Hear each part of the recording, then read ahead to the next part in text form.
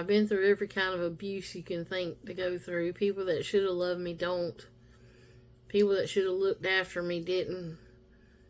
And, I mean, I was even raised from the dead. So, if any of that sounds interesting, go back and find my previous ones and get up to this point, because it even gets better. But this is chapter 8, and it's about moving on. Last week was a very difficult chapter for me to tell about the baby. I lost my daughter, and I'm having to move forward from that. This chapter talks a little bit about restoration and how God restored family to me. But there was still some other loss tied in with that. So I'm just going to start reading because it helps me keep on track and I don't get off too bad. So somehow my dad had convinced my brother to stay with his girlfriend, the one that had just had his baby. He didn't want some other man raising his son, so I guess that was a good reason. But rather than marry her, they just decided they was going to live together. The girlfriend invited herself to move in with me and my husband. Okay, she didn't ask. She just said she was doing it, whatever. She had absolutely no respect for me or my home or anybody else for that matter. Anyway, to just remind that, my husband and I are living in one place on the property in a mobile home. My father's living on the left side, my granny's on the right side, and now my brother is moving another mobile home to the far side of my granny where our garden used to be. And so they're in the process of that. So while staying with me, they're getting their trailer set up.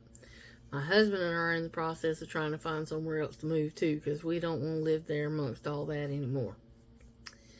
But anyway, during some point or another, my dad, he decided he was going to be an atheist. He said there was no God and he didn't want, anything to do with it. I think what happened was he was upset with God. At this point, he had divorced his second wife. And things weren't going well. I don't know, maybe the death of my child had something to do with it.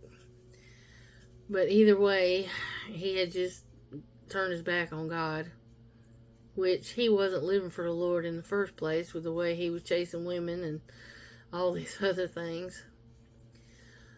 But he was in a bad car accident. He almost died. And it was Labor Day weekend, same year that my daughter was born and passed away.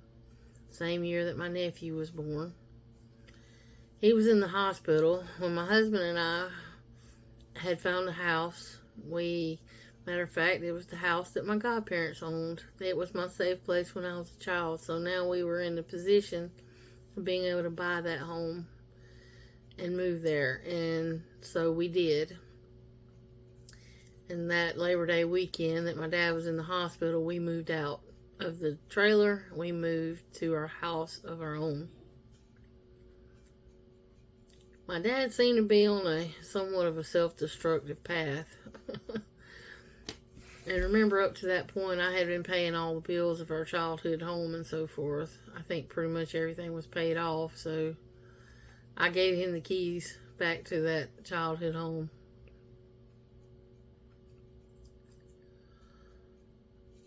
Okay, I just lost my place for a second here. My dad was okay after the wreck. He was released from the hospital,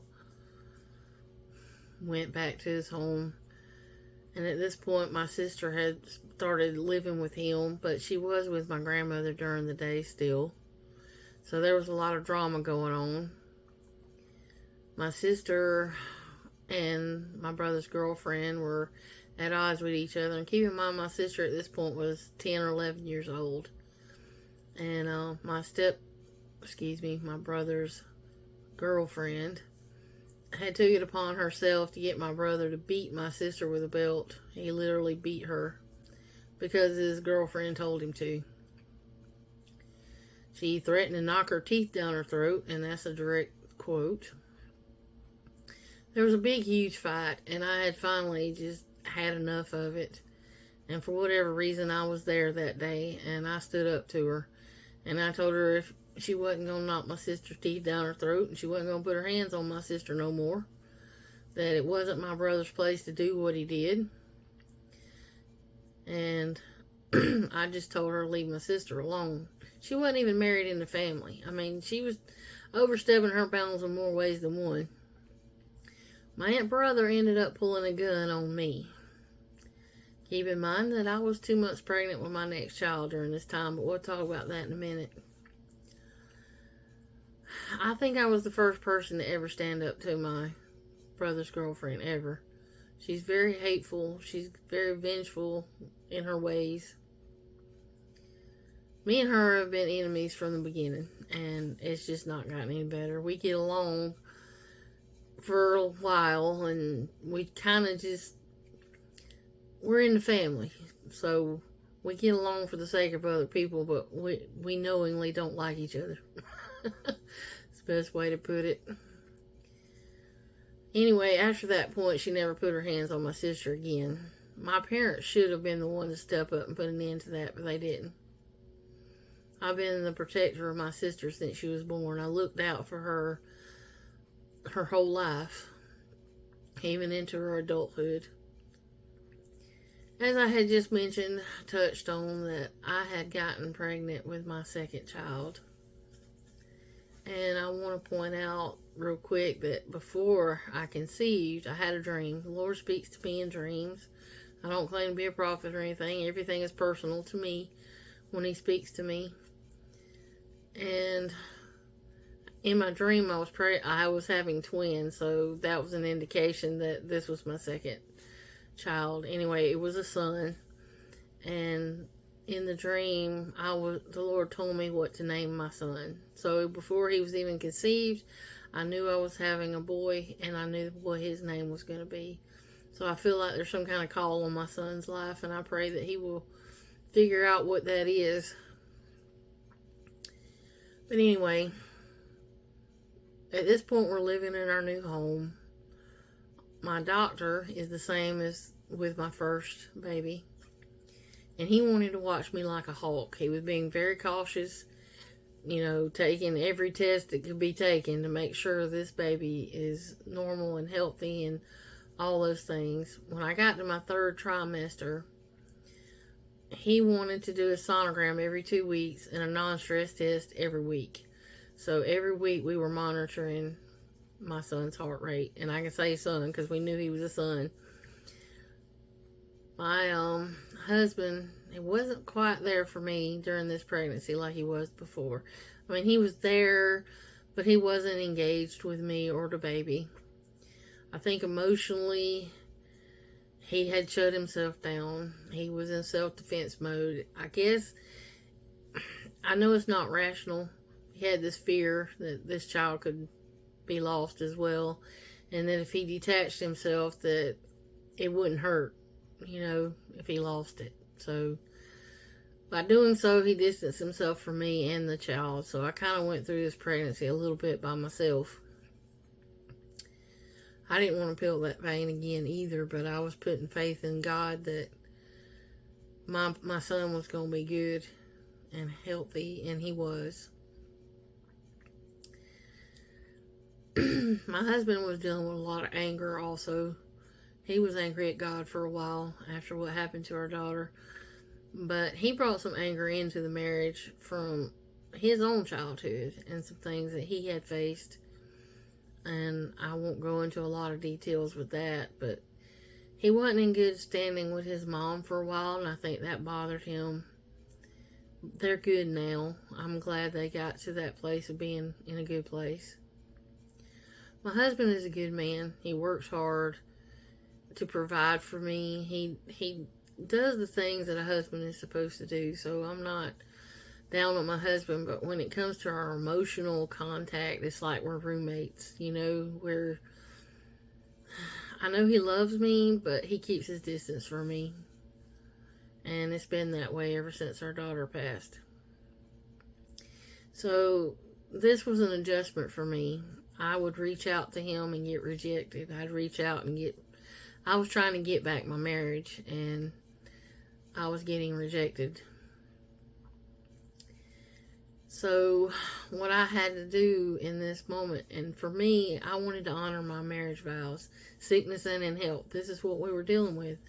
You know, my husband does have a brain injury and seizures and all that, and we'll discuss that in a later chapter, but I'm dealing with his physical issues, and now I'm dealing with his emotional issues, and all that is part of that vow you take when you get married, and I wanted to honor that. Also, when you get married, you're not just making a vow to that person standing in front of you. You're standing before God. You're making a vow to God that this is the person. So I wanted to honor that, but I couldn't change him. I couldn't change how he was acting. All I could do was adjust myself to deal with it. So I had to kind of grow a thick skin. It took a little while to get it thick. I can only change myself, and I can only commit to do what I can do. So I put my focus on being the best mom I could be, and just dealing with the marriage stuff as it goes. And for a lot of the problems I dealt with, sometimes I feel like a single parent, but I'll get into that later. But anyway, at this point, my husband and I were both still working at the sewing factory. He was working in the shipping department, and I was sewing, and money was really tight, and I'm backing up a little bit to when I'm still pregnant, okay? My pregnancy, because the doctor was being so cautious, I went to a lot of different doctor's appointments, and my boss man didn't like it. They wanted to fire me because I was missing too much time from work. So my doctor went ahead and put me on a medical leave.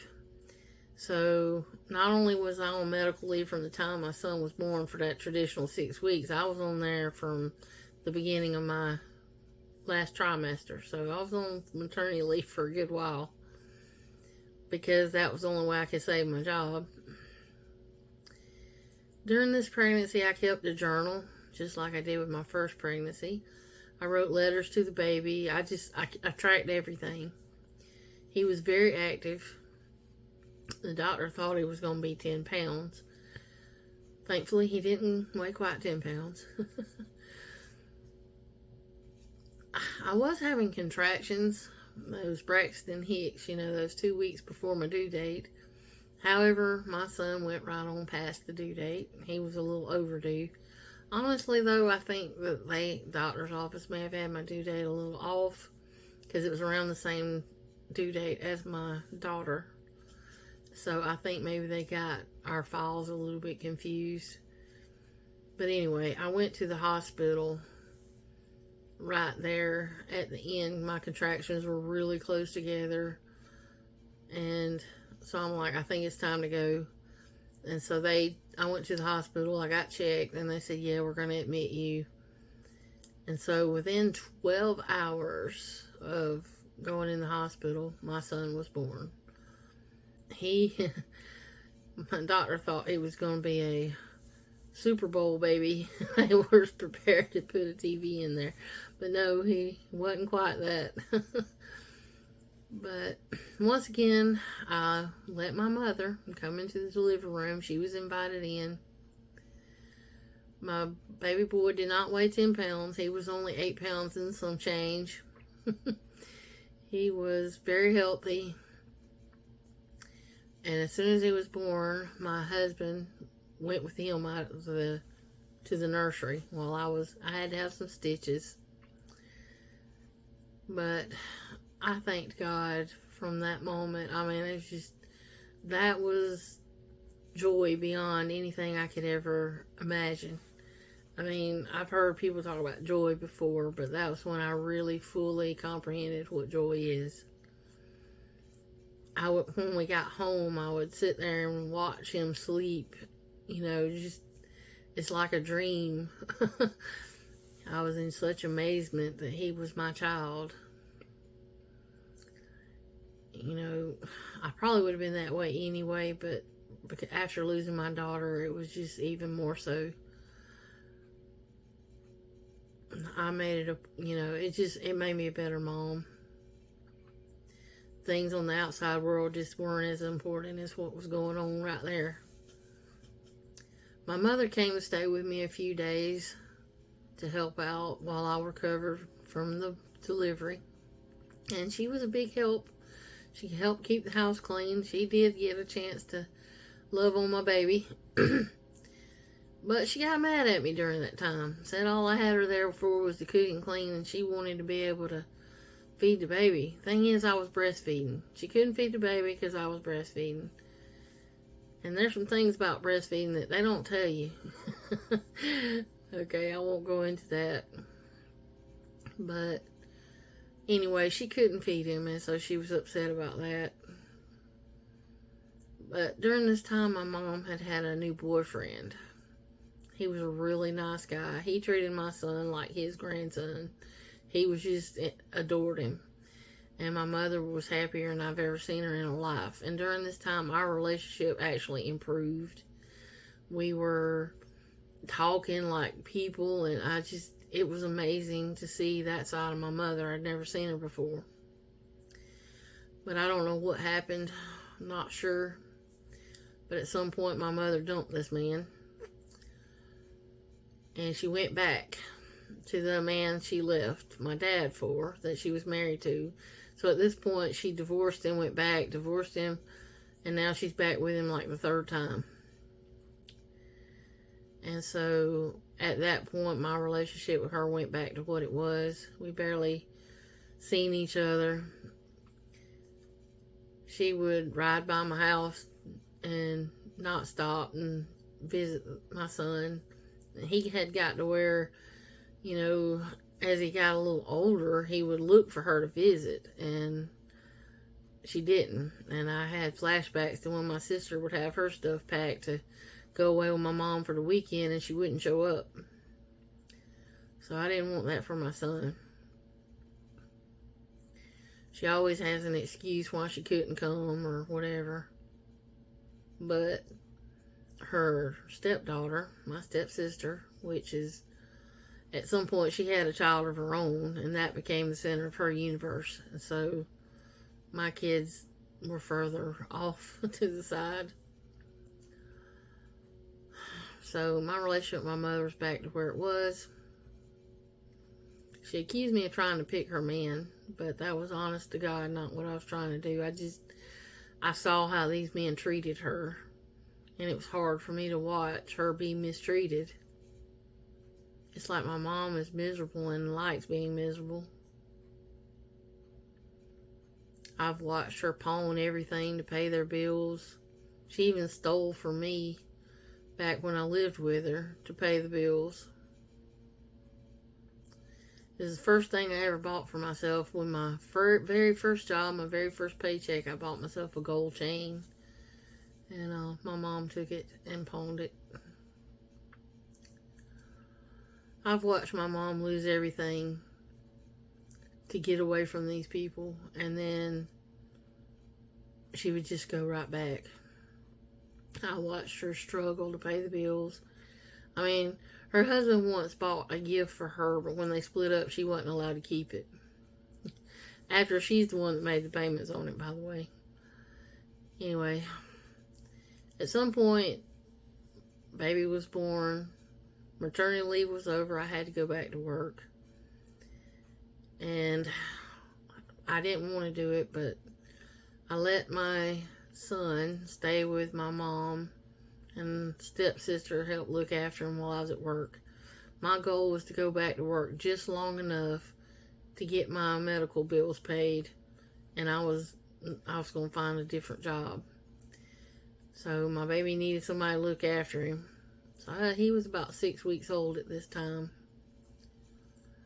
Like I said, I had to work to pay that bill. As soon as I got off work, I was picking him up. Then it did come. I was about 2 or 3 weeks in, and that's when I was able to quit my job. I found a part-time job in the evenings.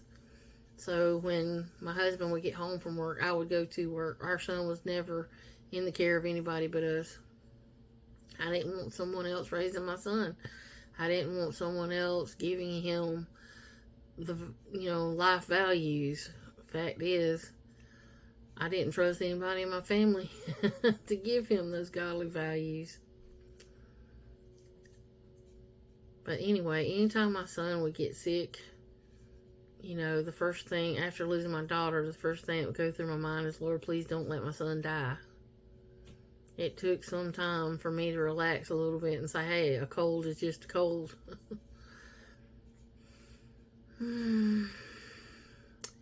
Also, back when I had my first baby, right after the funeral, and my mom's baby brother that got put up for adoption, whenever she was just a teenager, before she married my dad, well, he had found us. He had found the family, and he was kind of involved in the family. So, at some point or another, he convinced my mom to come up there and live where he is.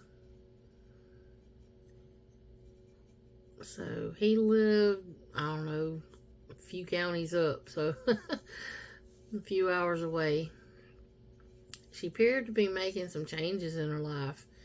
She got away from this man, and she actually wrote me an apology letter, but it wasn't genuine. It was a blanket statement. I'm sorry I can't be what you want me to be. She didn't really own anything. She never said she was sorry for any particular thing. She was sorry she couldn't meet my standard. She was feeling sorry for herself in the letter. So she seemed very depressed to me. She told me she loved me in spite of my failures. I'm not sure what that meant. We all have failures, but okay.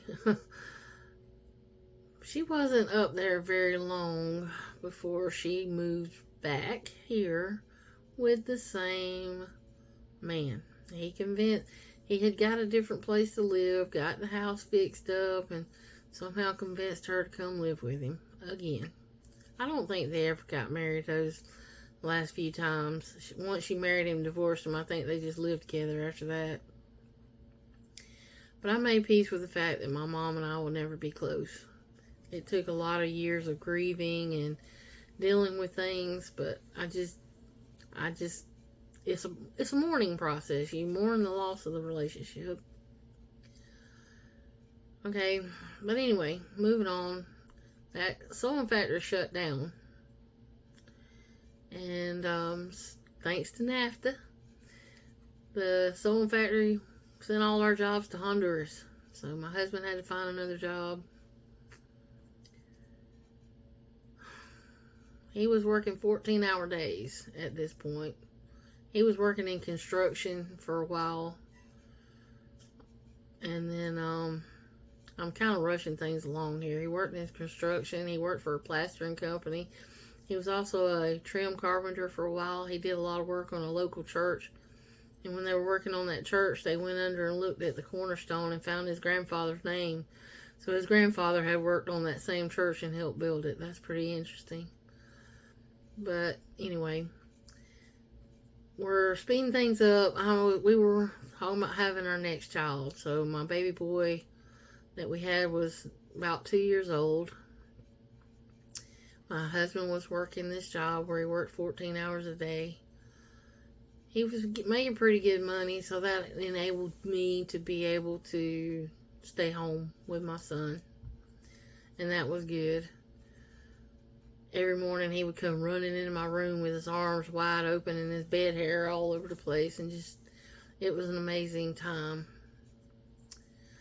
But the OBGYN he had an illness of his own, and he had retired. We were talking about we wanted to have one more child at least. So I had to find a new doctor because I did get pregnant.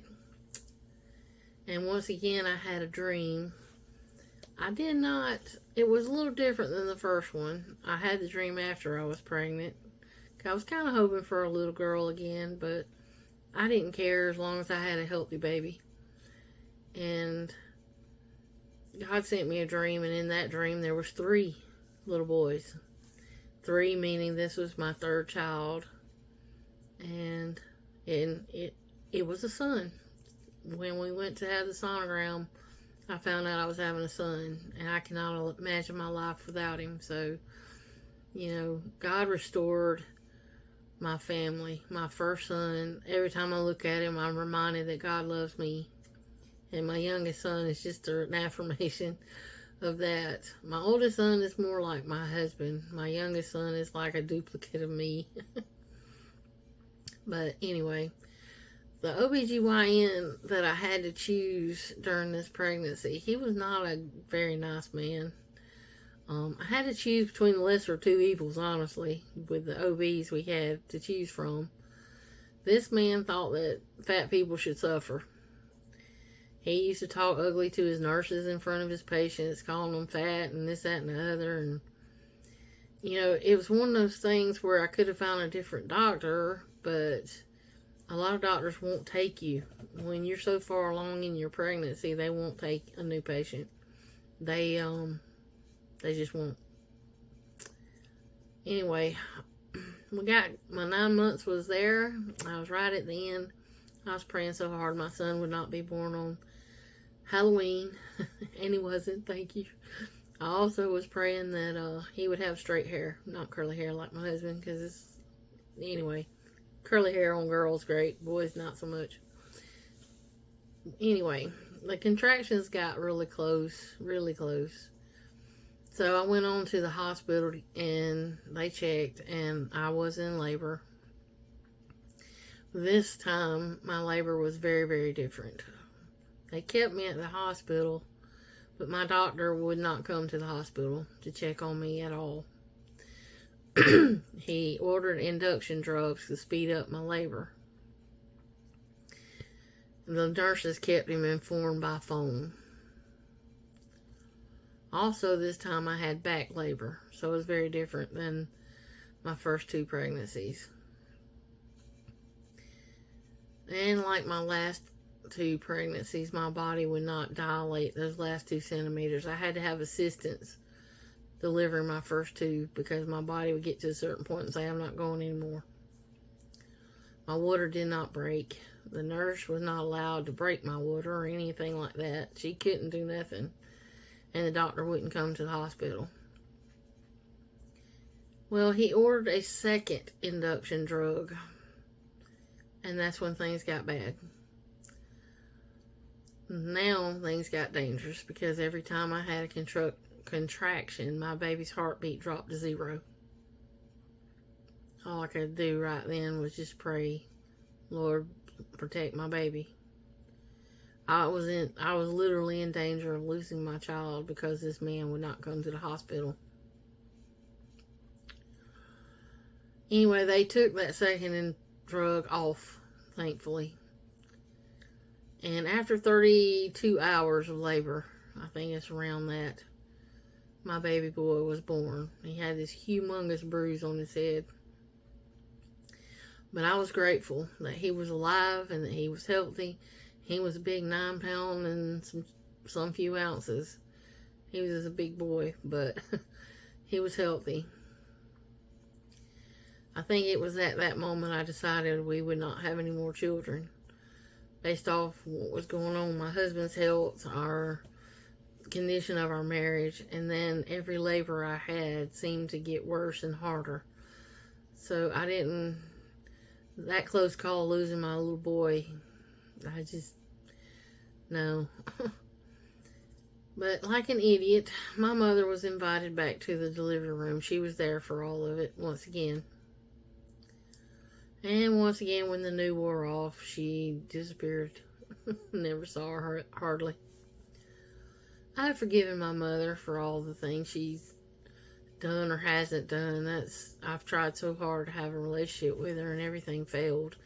I mean, if I didn't care about her, didn't love her, and hated her, why would I be chasing her down to have her involved in my life? But I've been accused of being mean to my mom, but I bent over backwards to try to involve her in my life, and you can't make someone love you, and you can't make someone be involved in your life if they don't want to be. She wanted me to be there for her and give to her, but she didn't want to give anything back. And a relationship works two ways. It's give and take. I don't hold any ill will toward her. I kind of pity her in a lot of ways. She's been through a lot in her own life, and I realize that. I tried to understand why she is the way she is. She spent her life chasing love and a man. The fact is, she had 3 children and all the love she could ever want right there. Now she's got 10 grandchildren. She don't know any of them. And now she got 2 great-grandchildren she don't know. She's missing out on so much because she was chasing a man. Anyway. Her life could be so full right now, but as it is, she lives in the past. All her natural instincts that wanted to put her kids first, her natural instincts were broken. That's the way I put it. She chose to live her life in a selfish way, and now she has nothing to show for it. I'm not sure she knows how to be happy. She just, I don't know. At one point, she disowned me. She didn't. When people ask her about her kids, I was not in the number. And neither were my children. Part of her family as grandchildren. When strangers would find, like, I would go to where she worked and say, yeah, I'm her daughter. And they're like, oh, which one? And she'd give me a different name. I'm like, no, I'm the oldest. Oh, we didn't know she had another daughter. When my youngest son was about 6 years old, he met my mother and didn't know who she was. He's like, Mom, who's that? Well, once again, she worked her butt off to take care of this man and his kids. Every car she owned, they broke. She had breast cancer for a while. Thankfully, she was able to get treatments and recover. She's in remission. But her husband would not drive her to her radiation treatments. Neither would his kids. She either drove herself, or actually my husband drove her a couple of times to her radiation treatments. Her ex-husband, finally she did leave him and stayed gone. But she lived on her own for a little while. And then she met another man. That didn't work out. And now she's married again to a totally different man.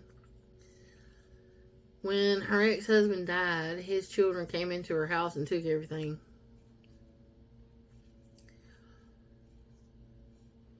I've been told, I've met him only 2 or 3 times, so I don't know. I've been told that he's a bit controlling. You know, the man is in charge. I spoke to her a little while back about some ancestry stuff. I invited her to come out for lunch. I told her I'd buy her some lunch. I wanted to get some insights to our family history, you know, from her side of the family. And the husband, she couldn't come by herself. He had to drive her. So I haven't really spoken to her since. We stayed in contact via email for a little while. I sent her some pictures of my sons, and then she never responded again. I haven't heard from her since. I don't know her phone number, don't know where she lives. So, I don't know. I resolved myself to make different choices. I want to be a better mother than what I had. I grew up feeling unloved by my parents. I wanted to make my kids know that they were loved and wanted and cherished. Birthdays, we always made them a big deal. Instead of having parties, we would go somewhere, making it an adventure. You know, and we would pick where you want to go for your birthday. We'd take them to museums, and museums are not necessarily boring. There's an aviation museum, and my son is in aviation. He loves it, so for him, that was awesome. We also went to the battleship in Mobile. That was an awesome trip. they're wanting to go back. So going to museums is not necessarily a bad thing, but we would make beach trips. We would go on aquariums, zoo, whatever. We just, birthdays need to be something we remember. And, you know, that was, having a party isn't always something you remember, but those kinds of trips like that you can remember. I also have scrapbooks. I'm pulling scrapbooks of, you know, just marking every milestone in their life. So maybe one day when they have children, they can remember, hey, my mom. And I wrote letters to my boys when they were very small and babies. I would write letters, and I've put those in their scrapbook. So at some point, they can, maybe when they have a child of their own, they can say, oh, I did that when I was that age. I have, over the years, occasionally needed a babysitter. My sister would babysit some. I wouldn't let my boys go to their cousin's house too much because there's some things going on in that house that, as a Christian, I didn't want my boys having anything to do with. And I'll talk about that a little more later. My brother went to Iraq for 18 months, and we helped out with the family and so forth during that time. But for the most part, I've tried to teach my boys Christian values. Right? They study the Bible every day. So I was very cautious about who I let my kids hang out with. And now they're both adults, and they go, Mom, I'm glad you did that. But God blessed me, and He provided a way for me to be a mom. That was one thing I wanted more than anything. He provided a way for me to be able to be home and raise them myself. I mean, there's been times when I just sit on my doorsteps and I watch them run and play, and I fill up with tears. And it's not tears of sadness, it's joy. It's just sheer joy of watching them run across the yard and know that they are a gift. And I miss those days. Sometimes I just sit in there and stare at my adult son and remember him when he was little. Remember some of those things, you know, either one of them, honestly. But I always knew that right now is my time. And that's how I try to live my life, is every day counts and live it on purpose. I know it's easy to get caught up in the mundane and the day-to-day things and forget what's important, but family, you know, all this stuff, you don't take it with you when you leave this world, but your family you can take with you. If you raise them, the Bible says, raise them up in the way they should go, and when they're old, they won't depart from it. So I've tried to teach them about the Lord. They both got saved and baptized, and I know my oldest son, sometimes I think they're not listening, but he'll come and tell me that somebody said this or that, and here's what I told them, and I'm like, I feel a little bit of pride going, wow, he was listening. He did, you know, he actually shared Christ with somebody. Wow. And I've seen my youngest son, you know, reading through his Bible and searching down answers to a question. So there are times when I think I failed my sons, and then there's times when I think I did it right. You know, the world wants to tell me I did it wrong because they're not in a place where certain other people are at the same time or same age. But anyway, I don't want to get off too mad, but that was chapter 8. Moving on. Next week's going to be interesting. It's going to be called The Church Lady. I'm going to talk about some things we had happen in our church, which very hurtful. If you've ever been in a church where somebody said or did something that was, you know, hurtful and you didn't want to go back to church, the next chapter would be a good one to listen to, because I faced some things, but I had decided that church ain't about people. Church is about God, and I wasn't going to let this one person, you know, destroy that. But it took some doing. Okay, you got to get through the hurt. But anyway, so come back next week and join me for chapter 8. Thanks.